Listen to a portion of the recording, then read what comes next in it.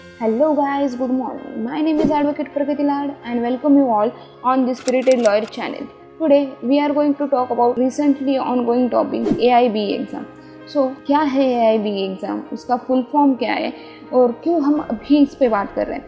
क्योंकि just now all India बार examination ने एक सर्कुलर पास किया है कि AIB की एग्ज़ाम 29 अक्टूबर को ली जाएंगी और उसके एग्ज़ाम फॉर्म भरने की डेट अभी जस्ट 16 अगस्त को स्टार्ट हुई है और 30 सितंबर वो लास्ट डेट होगी एग्ज़ाम फॉर्म भरने के लिए और करेक्शन करने के लिए लास्ट डेट होगी 10 अक्टूबर तक और उसकी जो एडमिट कार्ड है वो 20 अक्टूबर तक ऑनलाइन ऑफिशियल वेबसाइट पे आ जाएगा और जो 30 अक्टूबर होगी वो उसकी लास्ट डेट होगी। तो आज के हम वीडियो में कवर करेंगे कि what is the full form of AIB, then what is the fee for AIB exam, then we are going to talk about whether the bare act with commentaries or without commentaries is permitted by the AIB, then we are going to talk about the syllabus, then the fees and how we are going to study for the AIB exam and how to clear it. So first, what is AIB? AIB means All India Bar Examination, जो कि bar council of India के द्वारा conduct की जाती है। उसमें 100 marks का question paper होता है और 4 अलग अलग सेट आते हैं A, B, C, D करके और 3 आवर्स का टाइम हमें दिया जाता है वो एग्ज़ाम देने के लिए। तो क्यों हम एग्ज़ाम देते हैं? फर्स्ट, क्योंकि एज ए एडवोकेट हमें प्रैक्टिस करनी पड़ती है।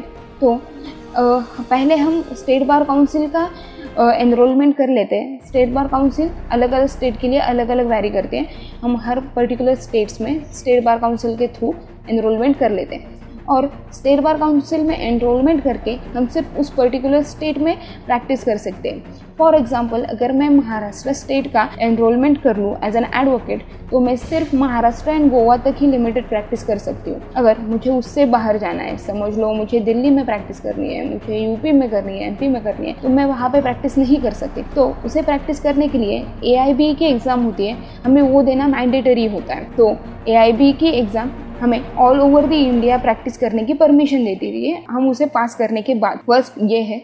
सेकेंड, अगर हम सिर्फ स्टेट बार काउंसिल के एनरोलमेंट कर लें तो हमारा स्टेट बार काउंसिल का एनरोलमेंट सिर्फ 2 साल तक चलता है। हमें 2 साल के अंदर AIB देना ये मैंडेटरी है। अगर हम AIB 2 साल के अंदर पास नहीं करते तो 2 साल में 2 बार अटेम्प्ट आते हैं, क्योंकि AIB हर साल में एक बार AIB की एग्ज़ाम कंडक्ट करती है। तो AIB की एग्ज़ाम हर साल में एक बार कंडक्ट होती है और बार काउंसिल ऑफ इंडिया उसे हर साल लेती है। तो अगर हम 2 साल में 2 बार अटेम्प्ट मिलता है और अगर हम एक बार भी उस 2 अटेम्प्ट में क्लियर नहीं कर पाए तो हमारी जो स्टेट बार काउंसिल के द्वारा दी गई सर्टिफिकेट होता है, जो एडवोकेट का लाइसेंस होता है, वो रद्द किया जाता है और हमें फिर से उसे देना पड़ेगा। फिर से हमें स्टेट बार में एनरोल करना होगा और उसके बाद हमें AIB की एग्ज़ाम देनी पड़ेगी। तो हमें AIB 2 साल के अंदर क्लियर करनी ही पड़ेगी। उसकी fees for general and OBC category के लिए 3,500 है और for SC and ST category के लिए 2,500 है। दैन सिलेबस के बारे में बात करें तो मोस्टली मैं उनके वेटेज के बारे में बात करूँगी कि कितना वेटेज किस सब्जेक्ट को कितना कितना दिया गया है।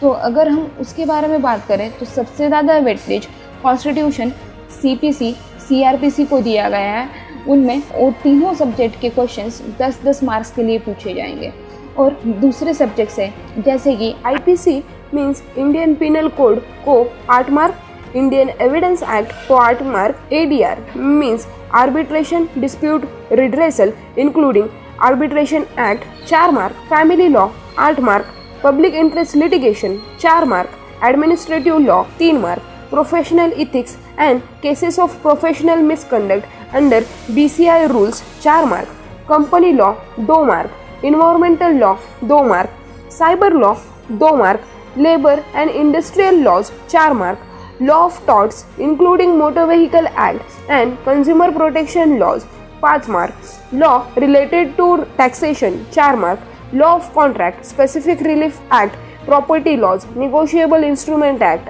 8 mark, land acquisition act 2 mark और IPR को 2 मार्क दिए हैं। तो अकॉर्डिंग टू मी आप जो मोटे मोटे सब्जेक्ट्स है जैसे IPC, CPC, CRPC, evidence act, then अपना ये प्रॉपर्टी लॉज वगैरह जो 8 मार्क्स के लिए आते हैं, जो 10 मार्क्स के लिए आते हैं या जिनका वेटेज ज़्यादा है, उनकी ज़्यादा स्टडी करो, उनके थेरोटिकल एस्पेक्ट्स, उनके केस लॉज, उनकी ज़्यादा स्टडी करो, क्योंकि अगर आपको उनके थेरोटिकल एस्पेक्ट और केस लॉज पता होंगे तो आप डायरेक्टली उनके आंसर्स दे सकोगे और आपको बेयर एक्ट्स विदाउट कमेंटरीज लिखाना इन एग्जामिनेशन परमिसेबल है। तो आपको जो सेक्शंस है उन्हें याद करने की ज़रूरत ही नहीं पड़ेगी, आप वहाँ पे देख सकोगे। बट अगर आपको उसके थेरोटिकल एस्पेक्ट पता होंगे कि लाइक एविडेंस एक्ट में क्या लिखा है, विटनेस के बारे में कैसे पता है, अगर आपको विटनेस के बारे में जानना है तो आपको एविडेंस एक्ट पढ़ना पड़ेगा। ऐसे अगर आपको पता होगा कि कौन सा सेक्शन 120 क्या बोलता है, 119 क्या बोलता है, ऐसे आपको अगर सेक्शंस पता होंगे तो आप स्पेसिफिकली उस सेक्शन तक जाओगे और आपका टाइम जो है वो कम कंज्यूम होगा और आपको बहुत कम टाइम लगेगा वो क्वेश्चंस के आंसर्स ढूंढने के लिए, क्योंकि आपके पास 100 क्वेश्चंस है और 3 घंटे का टाइम है। तो आपको उन टाइम के अंदर आपको फास्टली वो सारे क्वेश्चंस के आंसर ढूंढने पड़ेंगे।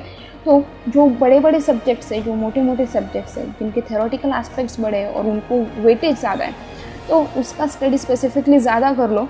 और जो छोटे छोटे हैं जैसे कि साइबर लॉ है, दैन अपने IPR वगैरह हैं, उनके अगर आप सिर्फ इंडेक्स देख लो, उनके अगर सिर्फ आप सेक्शंस देख लो बेयर एक्ट वगैरह के, तो आपको एक थोड़ी बहुत आइडिया आ जाएगी और आप उनके आंसर्स भी इजीली दे सकोगे और आपको उसमें ज़्यादा टाइम भी स्पेंड ना करना पड़ेगा। तो दैट्स ऑल फॉर टुडे। और ये सभी AIBA के लिए इम्पॉर्टेंट है, तो आप बस इसको स्टडी कर लो, आप उनके थेरोटिकल एस्पेक्ट जान लो तो आपका AIBA आराम से क्लियर हो जाएगा। और AIBA क्लियर करने के लिए आपको सिर्फ 40% मार्क की ज़रूरत होती है और AIBA अपने रिज़ल्ट में आपके मार्क्स डिस्क्लोज़ नहीं करता, तो वो सिर्फ आपको बताएगा कि वेदर आप पास हुए हो या फेल हुए हो। That's all for today, that's all for AIBA। और मैंने डिस्क्रिप्शन बॉक्स में जो सर्कुलर AIBA ने पास किया है उसका PDF डिस्क्रिप्शन बॉक्स में नीचे दे दिया है। और अगर आपको ये वीडियो अच्छा लगे तो please do like this video, comment कर दीजिए अगर आपको ये वीडियो अच्छा लगा हो। और अगर आपको किसी और नए टॉपिक्स में मुझसे और अच्छे वीडियोस और दूसरे वीडियोस बनाना चाहते हो और आप जानना चाहते हो तो प्लीज़ मुझे कमेंट बॉक्स में बता दीजिए। और आपके फ्रेंड्स जो दिस ईयर्स एग्ज़ाम देने वाले हैं या इन फ्यूचर AIBA के एग्ज़ाम देने वाले हैं, प्लीज़ उनके साथ ये वीडियो शेयर करें। Thank you so much.